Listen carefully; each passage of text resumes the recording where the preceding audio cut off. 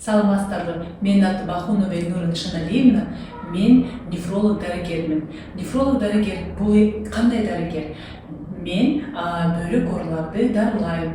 Мисалы гломерулонефрит, пиелонефрит, поликистозная болезнь почек же кан диабеттин осложнениясынан кийин бөйрөк талкалаганда бага келишет, кайрылышат. Же давление көтөрүлүп, көп жылдан бери давление көтөрүлгөн бейтаптардан бөйрөктө давление менен жүргөн бейтаптар көп жылдан бери бөйрөккө терс таасир этет, ошолор мага келишет, кайрылса болот. Мен бүгүн сиздерге поликистозная болезнь почек жөнүндө айтып бергим келип атат. Бул оору, тубаса оору, бөйрөктө кисталар пайда болот. Поликистозная болезнь почекте эки түр болот. Аутосомно доминантный, бул чоң адамдарда пайда болот. 30 жаштан 50 жаштын ичинде киста пайда болуп, чоңоюп, бөйрөктүн структурасын өзгөртөт. Экинчи түр аутосомно рецессивный түр. Бул болсо көбүнчө жаш балдар төрөлгөндө эле пайда болот. Бирок экинчи түр катуу өтөт. Себеби жаш баланын бөйрөгү иштебей, ошондуктан наристер кыйналып калышы мүмкүн.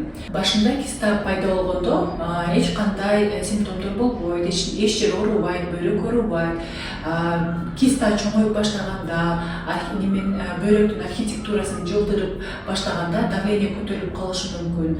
Кисталар чоңоюп, көбөйгөндө мүмкүн ал жер ириңдеп, зарада ириң чыгышы мүмкүн. Бирок бул уже чоңоюп кисталар уже тяжелый стадияда болот. Негизи поликистозная болезнь почек эч кандай оорутпай, симптому жок өтөт. Мен нефролог болгондуктан мага көп пациент келишет бул оору менен. Биз жөн эле наблюдение кылабыз. Киста чоңойду, чоңойбоду, же экинчи симптомдор пайда болду, мисалы креатинин болсо, почечный тест көтөрүлдү, көтөрүлбөй атабы, зараны текшерип турабыз.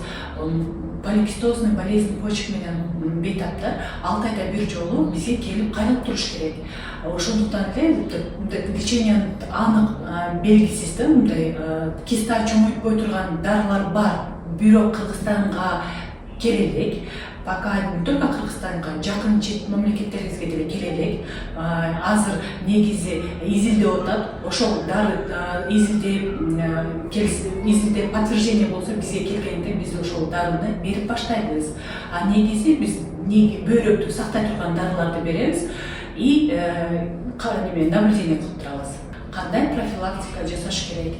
Негизи сиздин туугандарыңызда поликистозная болезнь почек бар болсо, пландуу түрдө кош бойлуу болуш керек. Эки жаштар сүйлөшүп, генетик врачка кайрылып, консультация алып, анан пландуу түрдө кош бойлуу болушат.